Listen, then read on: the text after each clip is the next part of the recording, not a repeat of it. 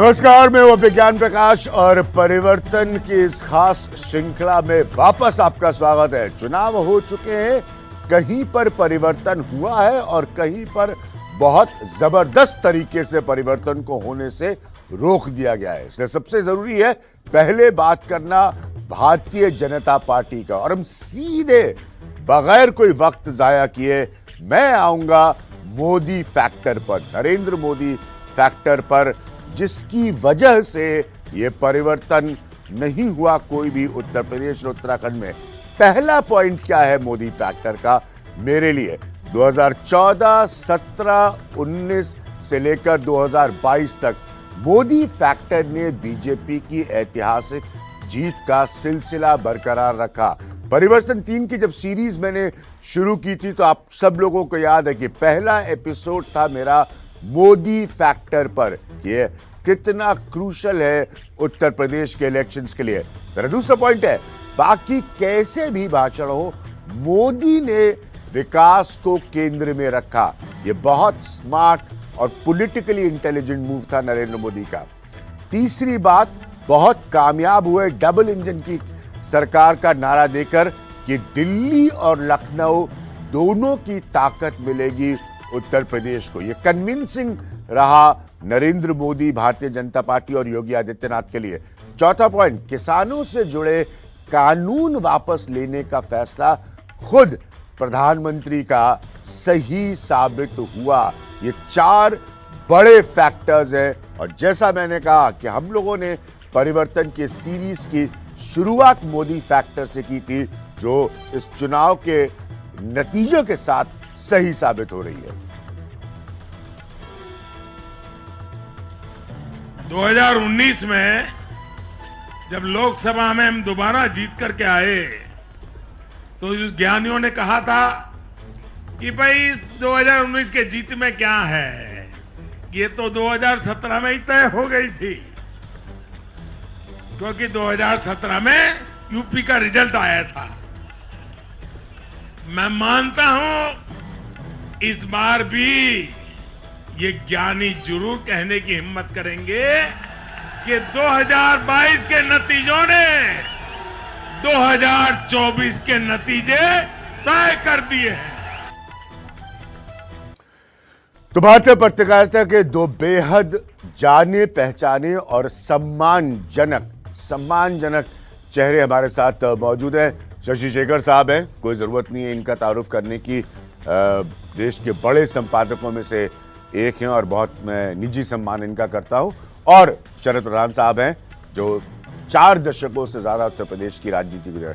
शशि शेखर, सीधा point, turn around था Modi factor 14, 17, 19, अंततः 22 भी डिलीवर करके दिया भारतीय जनता पार्टी को।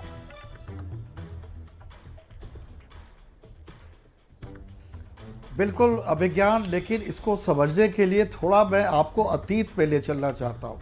जी जरूर। अगर किसी भी चैंपियन, किसी भी विजेता को समझना है तो उसकी भूलों चूकों को भी ध्यान में रखना चाहिए, और भूल चूकों से वो चैंपियन कैसे समझता है वो उसका लेसन समझ में आता है। आपको 2019 पे ले चलता हूँ। वो मोदी चुनाव जीते, पहले से ज्यादा सीटें लेकर आए लोकसभा में, लेकिन उसके बाद जो 3 विधानसभाओं का चुनाव हुआ, महाराष्ट्र, झारखंड, हरियाणा, तीनों में रिजल्ट खराब थे।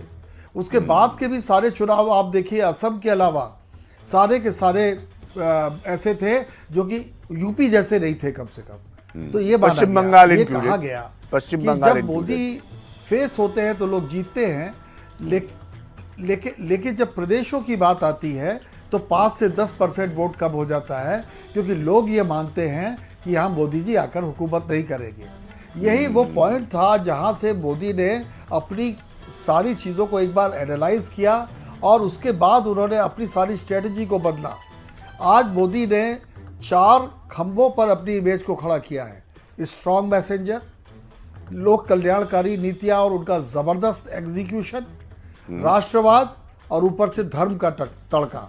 इसी की वजह है कि हम मोदी से नमक हरामी नहीं करेंगे। ये बातें उत्तर प्रदेश के गांवों में लोगों ने सुनी, देखी और वोटों में तब्दील हुई। तो अगर आप शुरुआती झटकों को देखिए विधानसभा के, और इन 5 स्टेट्स के फैसले देखिए तो इसके 2 अंतर्निहित बातें हैं। मैं उत्तर प्रदेश की जीत पे, योगी भी उनके पास एक स्ट्रॉन्ग चेहरा थे, लेकिन उत्तराखंड में मुख्यमंत्री हार गया, फिर भी वो 2/3 सीटें जीत गए। interesting. और गोवा और मणिपुर जहां उन्होंने सरकार नहीं बना पाए थे, जहां वो दूसरे नंबर की पार्टी थे, पिछले चुनाव में जोड़ तोड़ से सरकार बनी थी। कायदे से जनता को पनिश करना चाहिए था कि आपने हमारा जनादेश छीना, लेकिन नहीं, यही गुड गवर्नेंस है। और वो 4 चीजें हैं जिसने कि उन्हें गोवा और मणिपुर में, गोवा में बहुमत से 1 सीट भले ही पीछे हो, लेकिन मणिपुर में बहुमत दिलाया और गोवा में 20 यानी आधी सीटें दिला दी। तो अपनी गलतियों को पहचान कर पकड़ लेते हैं और अपनी भूल। शशि शेखर जो बड़ी बात कह रहे हैं कि अपनी गलतियों को जी उनकी बड़ी बात है, पहचान कर पकड़। शरद प्रधान, डबल इंजन सरकार की पिच जब उन्होंने रखी तो इमीडिएटली कवर अप कर लिया योगी आदित्यनाथ की एंटी इनकम्बेंसी को और वहां से पुश किया उत्तर प्रदेश के चुनाव को। डबल इंजन सरकार की पिच। नहीं, बिल्कुल उनको ये अंदाजा था कि योगी आदित्यनाथ को लेकर के जो है कुछ चीजें हैं जो एंटी इनकम्बेंसी जाती है उनके खिलाफ, चाहे उनका एक जो है प्रो ठाकुर वाला नजरिया हो या और भी जो चीजें उन्होंने ये नरेंद्र मोदी के, मैं उनकी शशि शेखर जी की बात को रिपीट नहीं करूंगा, लेकिन मैं फुल्ली एग्री करता हूं जो उन्होंने बातें कही और मैं उनमें से कुछ चीजें मैं भी कहना चाह रहा था। लेकिन ये जो है नरेंद्र मोदी का इन सबके ऊपर एक ऑरा है और वो जिसे कहते हैं नरेंद्र मोदी का जादू, वो लोग समझते थे क्योंकि पिछले जो कुछ स्टेट्स में जब भाजपा को जो है लूज करना पड़ा तो ऐसा लगता था कि उनका धीमे धीमे एक लॉ ऑफ डिमिनिशिंग रिटर्न्स जो होता है उसके तहत उनका ऑरा कम होता जा रहा है और नरेंद्र मोदी का जादू कम हो रहा है। लेकिन यूपी इलेक्शन से, खासतौर से बाकी स्टेट्स का मैं नहीं कहूंगा, यूपी इलेक्शन से बिल्कुल ये बात क्लियर हो गई कि हाँ, और अगर यही सब लोग बीजेपी के इंसाइडर्स भी कहते हैं कि यही अगर मोदी को आप अलग कर दीजिए और खाली योगी के नाम पे जीतने की बात होती तो शायद परिणाम बहुत विपरीत होते। तो इसलिए बहुत मैटर करता है। आप दोनों लोग योगी के, अब दोनों लोग बहुत शार्प बातें कर रहे हैं, शशि शेखर और शरद प्रधान। एक सेकंड के लिए आपको रोक रहा हूं क्योंकि यहां पर एक और पॉइंट आना बड़ा जरूरी है। नरेंद्र मोदी ने और पूरी रणनीति के तहत कसकर प्रहार किया परिवारवाद पर और जीत के बाद भी बोले कि आने वाले वक्त में परिवारवाद वाली राजनीति जनता खत्म करेगी। पहले इसको सुनिए, फिर मैं शशि शेखर, शरद प्रधान दोनों के पास वापस आऊंगा। ये मेरे शब्द लिख करके रखिए दोस्तों, एक न एक दिन ऐसा आएगा जब भारत में परिवारवादी राजनीति का सूर्यास्त ये देश के नागरिक करके रहेंगे। इस चुनाव में देश के मतदाताओं ने अपनी सूझबूझ का परिचय दिखाते हुए ये क्या होने वाला है इसका इशारा कर दिया है। शशि शेखर, शरद प्रधान दोनों साथ बने। शशि शेखर, सीधा सवाल, आप अपनी पार्टी में जितिन प्रसाद की भी एडजस्टमेंट कर रहे हैं, ज्योतिरादित्य सिंधिया की भी एडजस्टमेंट कर रहे हैं, अंत में आरपीएन सिंह को भी ले आए, खूब परिवारवादी आपके यहां पनप रहे हैं, अनुराग ठाकुर, प्रमोद महाजन की लड़की, ये सब। उसके बाद ये इतना छाती ठोक के नरेंद्र मोदी कैसे परिवारवाद के खिलाफ बोल पाते हैं?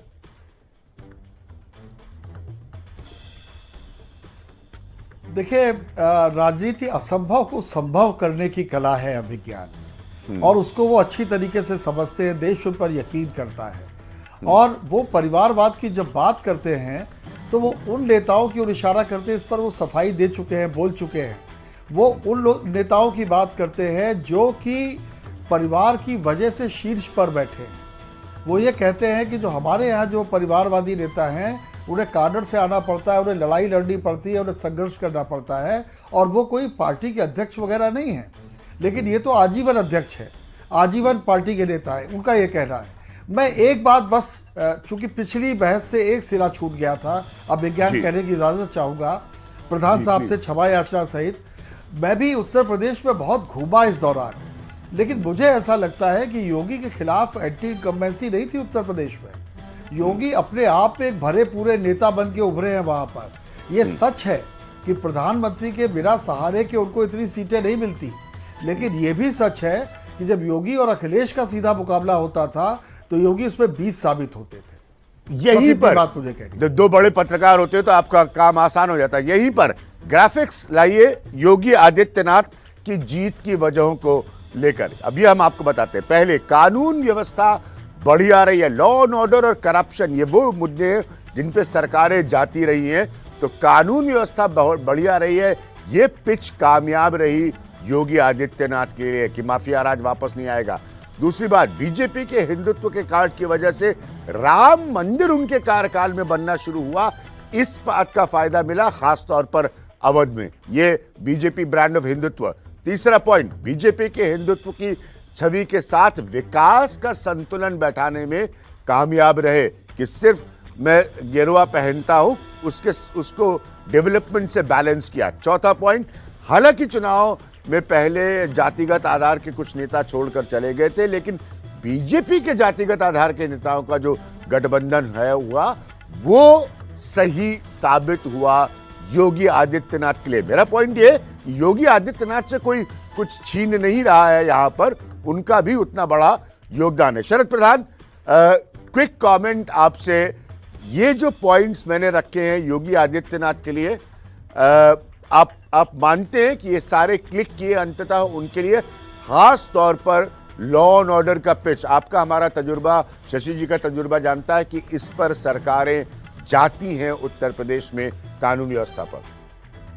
देखिए, ये इसमें एक चीज, और मैं एक चीज छोटी सी कमेंट उसमें करना चाहूंगा, जो पिछले प्रधानमंत्री की बात हो रही थी परिवारवाद वाली, उसमें एक चीज गौर करिए कि वो अभी भी उनका अटैक जब परिवारवाद पे होता है वो अधिकतर कांग्रेस के लिए होता है, हालांकि कांग्रेस कितनी भी मरी हालत में हो। तो ये दर्शाता है कि अभी भी उनके दिमाग में कहीं ना कहीं रहता है कि कांग्रेस कहीं ना कहीं आगे चल करके ना कहीं से उभर जाए।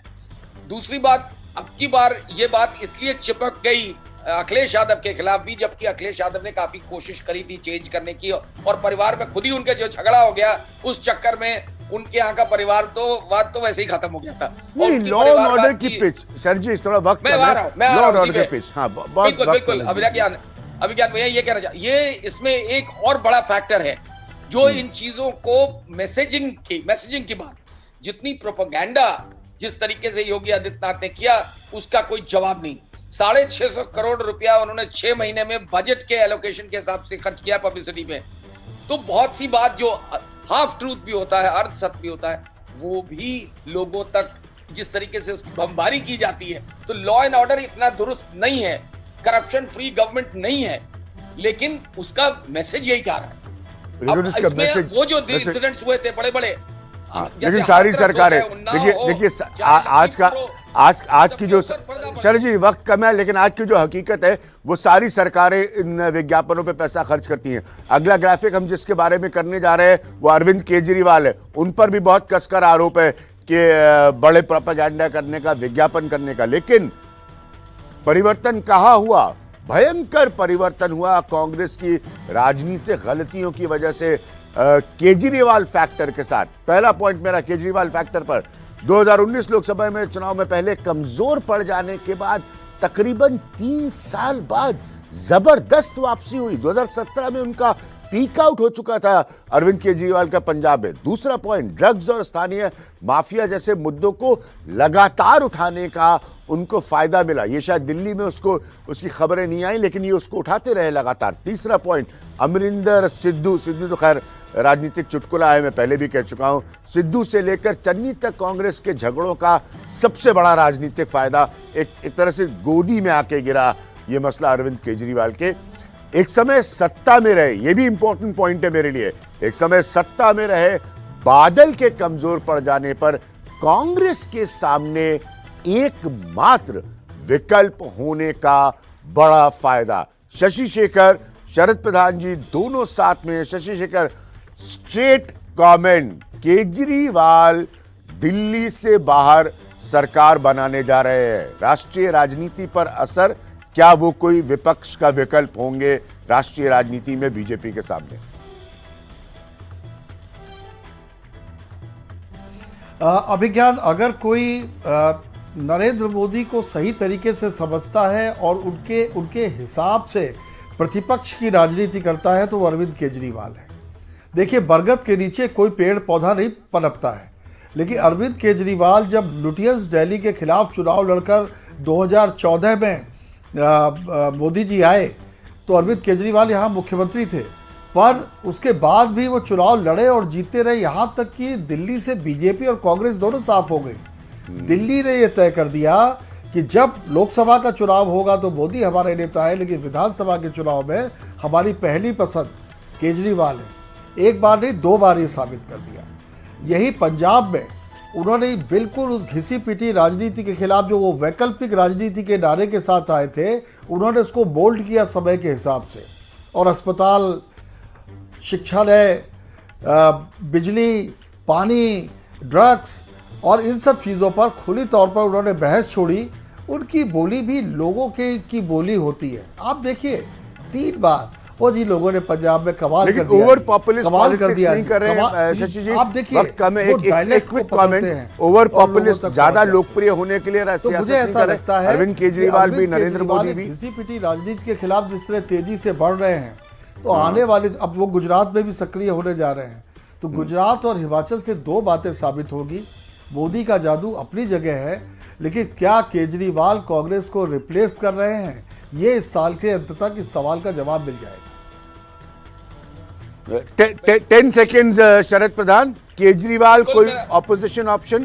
10 सेकेंड्स, बिल्कुल ही वक्त नहीं, माफी चाहूंगा। बिल्कुल ये साफ दिखने लगा है, कि Kejriwal is the person, politician in the country to be watched, क्योंकि इन्होंने एक नई तरीके की राजनीति पैदा करी है और घिसी पिटी राजनीति के खिलाफ जो आवाज उठाई और करके दिखाया, ये भी प्रूव करता है कि जमीन पे काम करने का फर्क पड़ता है, चाहे दिल्ली जमीन पे काम करने का फर्क पड़ता है। ये इंपॉर्टेंट लाइन है, ये अहमियत भरी लाइन है।